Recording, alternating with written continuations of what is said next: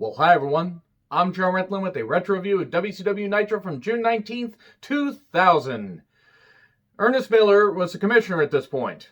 The company should have been shut down because they kept giving Ernest Miller, that goddamn atrocity, so much TV time. If it hadn't been for Eric Bischoff, Ernest Miller would have never been allowed in wrestling, and maybe he could have found another way to supplement his income, because he sure as fuck didn't deserve one goddamn dime from wrestling.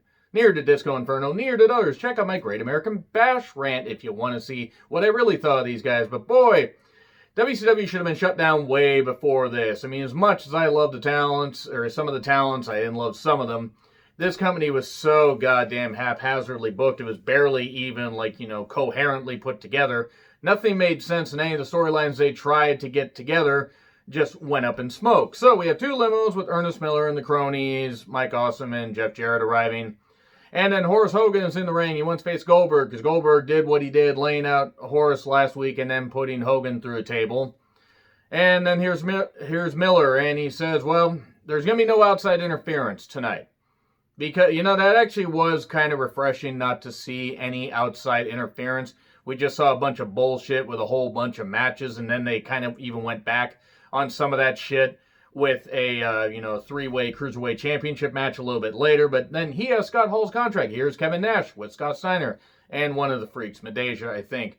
And Nash forces Miller's hand and says, well, hey, I want to face you. Scott wants to face you. Scott gets a match with Jeff Jarrett. Horace gets his match with, I almost said Hulk Hogan, against Goldberg after Goldberg did what he did to Hulk.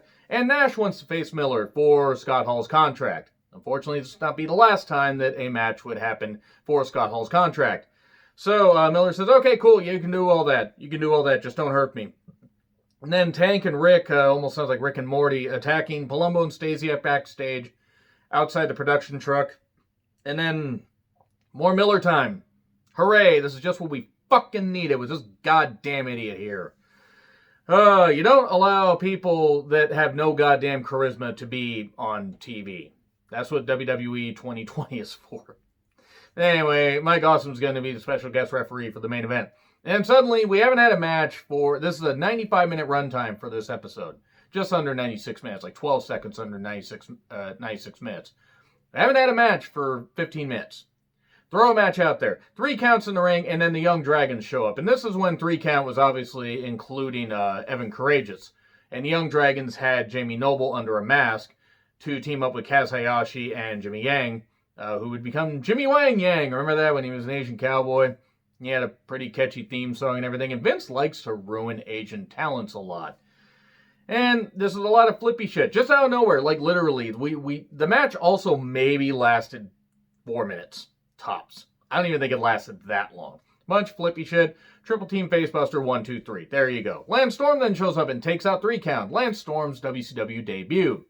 He did some good shit for a bit, and then they fucked it all up, which is what WCW is known for doing. I didn't like WCW much at this time, if you can't tell, but people like hearing me rant about this shit. Then Horace is all fired up, wanting to beat up Goldberg, defend his family's honor. Big Vito versus Johnny the Bull in a hardcore championship match, and yay, it goes backstage and a whole bunch of shit, jumping DDT through a table, and that's it. Yay! It's still not as weird as Vito having to wear a dress and everything on WWE programming. Credit to him for trying to make it work. He made it work like Perry Saturn made it work in the later part of his WCW run.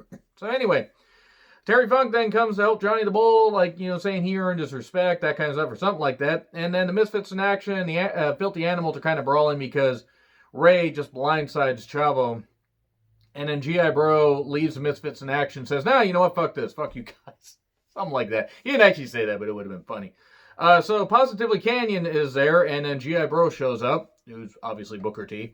And they brawl a bit, and then he takes off the camo gear, and he has Booker T tights on. So he's now back to being Booker T after G.I. Bro just was suddenly there.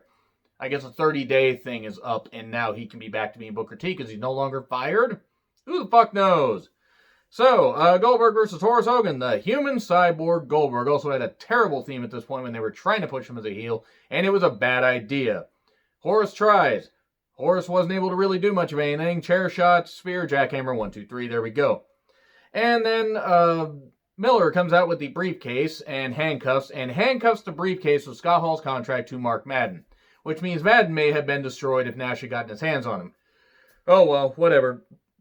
We couldn't get that, but I digress. Ernest Miller versus Kevin Nash for Scott Hall's contract. The fact that Ernest Miller was allowed to get in any offense and was not immediately dropped with a jackknife is embarrassing. Whoever put this together should have been fired immediately for thinking that Ernest Miller was any good, except to get people just so irritated they threw trash at the ring because they wanted to see this stupid, motherfucking, useless trash heap out of the ring.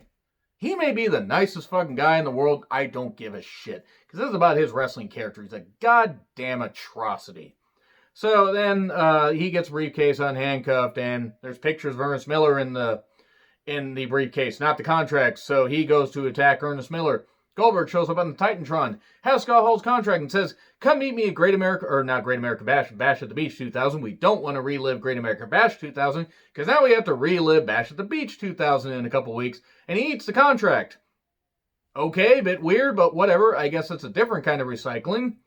And then there we go. We get Chavo, Lieutenant Loco versus Ray in weird leather overalls, like he got them from an S&M shop, and the artist formerly known as Prince Iukea.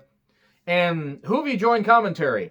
I don't know why. I don't know why they thought that Hoovy would be good to hear talk or really even be in the ring at this point, because Hoovy was very uninteresting because he was almost completely like, just he was uncharismatic, at least to American audiences. The guy was flashy as fuck in the ring, but he, as a heel, he was not very good. Probably because he played a little bit too well, because apparently he's very unlikable. So, 3-way Cruiserweight Championship match. Chavo wins after a Tornado DDT. You like the match analysis? That's about how much thought the WCW put into it. We get a brief brawl with the three women. Paisley, Tigress, that has her accent going all over the place, and then Major Guns. That's exactly what we need to see, is three women that shouldn't be in the ring be in a goddamn ring. It's one thing to feature women's wrestling, but boy, WCW just wasn't good at doing that. Tank Abbott and Rick Steiner versus... Oh, wait, actually, I take that back. Before we get to that, we have David apologizing to Daphne. They get back together, and then Daphne leaves to go to the hotel room to get everything prepared. And then it turns out David, Flair, and Miss Hancock were all fooling her and everything, and Daphne got upset. I would have chosen Daphne over Miss Hancock, all due respect to Stacy Keibler. But, yeah, this love triangle, terrible. Tank Abbott and Rick Steiner versus Palumbo and Stasiak. Tank chances after a fan after a couple minutes, and then Rick's alone, and then a double flapjack, or a double pancake pins him. Cool. And then Dale Torborg tells Asia, hey, burn all this demon gear. I'm done with this. I'm done with this stuff. I'm going to be me. Okay, cool, whatever. The demon character wasn't interesting. Anyway, Vampiro then talks about the demon, calls them both out. This was boring, because I hated this feud. It was fucking rotten. And suddenly the lights go out, and Asia has disappeared. And then the lights go out again, and Vampiro's disappeared. Torborg, that is, wondering what's going on. Vampiro suddenly shows up on the Titantron, the Nitro Vision, and is driving a hearse away, with Asia in there, presumably. He's killing women live on cable television, and nobody's bothering to say anything. And then we get the new triple threat versus Buff Bagwell and Chronic. This was a disappointing six-man match, mainly because Shane Douglas should have not been allowed in the ring by this point. And a Buff Blockbuster 1, 2, 3. Pins Bam Bam. That's what they brought Bam Bam back to TV for. Jeff Jarrett versus Scott Steiner. Mike Awesome was a special guest referee. That's all I gotta say about that. Jeff Jarrett was never a fucking main event, guy at all. Not even in TNA, not anywhere. He's fucking rotten. And he won after a bunch of interference. Mike Awesome calling it down the middle and everything, but then Ernest Miller's like, hey, the Steiner recliner's banned. Can't use that. He loses after a guitar shot, 1, 2, 3, and then attacks Miller. We get a brawl. We get Goldberg in there with a spear. Nash tries to get to him. That's it. That's the end of that. These reviews are probably going to get a lot more venom-filled because I really just didn't like WCW at this point, and maybe I'll just absolutely lose it at Bash at the Beach 2000. Agree, disagree, what I said? Like, share, subscribe, Twitter handle in the description. I'm John Ritlin. I'll see you soon.